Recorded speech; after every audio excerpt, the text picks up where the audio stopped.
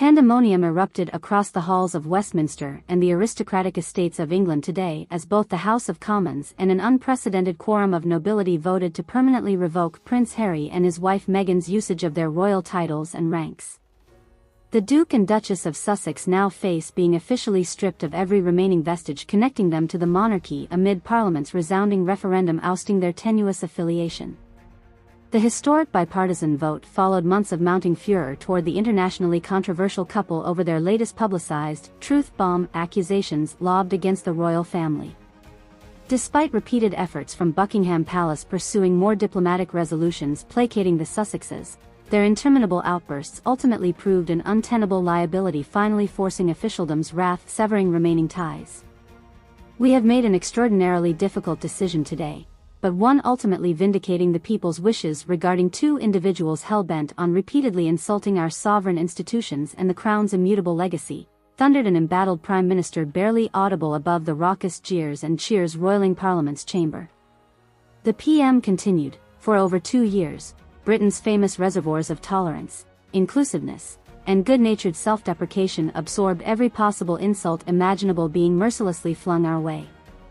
But even our vast stores of national restraint eventually reached utter depletion in the face of such relentless hostility perpetrated by the Duke and Duchess of Sussex against the Crown they happily departed not so long ago.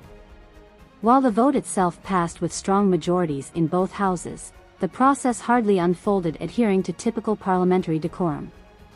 Reports depict an unusually raucous, even anarchic atmosphere permeating this most dignified of settings as MPs openly heckled and grappled one another with total disregard for proper conduct and security enforcement.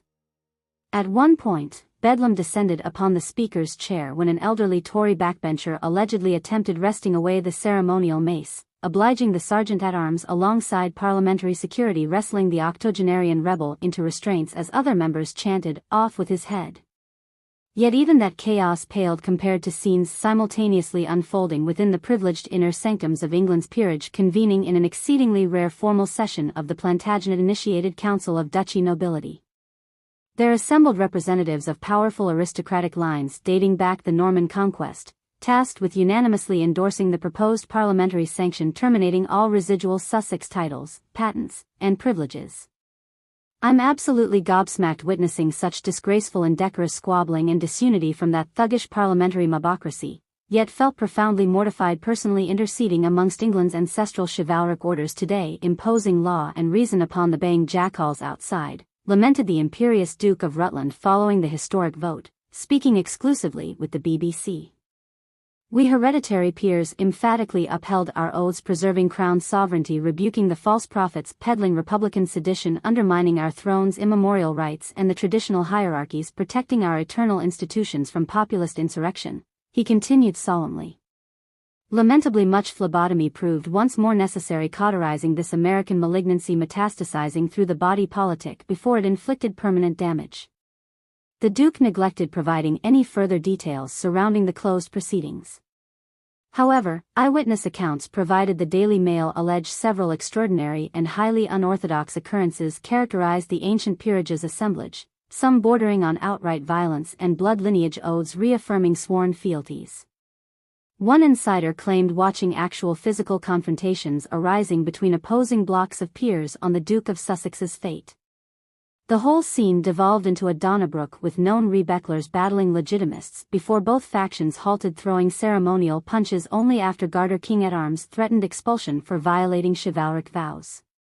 Another source breathlessly described how proceedings reached peak drama after dukes in attendance officially pronounced anathema against the House of Sussex, in perpetuity from cradle to grave, representing the British aristocracy's supreme sanction declaration.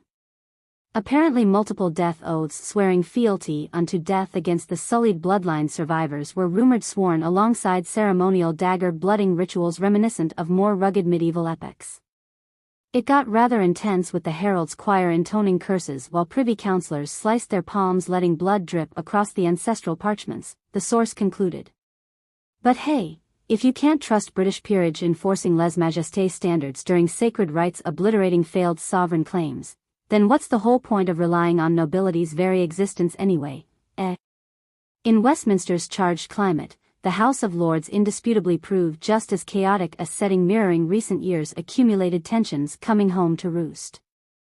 Unverified reports circulated alleging fisticuffs nearly erupted upon the iconic red benches when certain peers responded fiercely upon being accused of deliberately enabling treason against the sovereign estate on behalf of Meghan Markle and the colonial Republican cabal.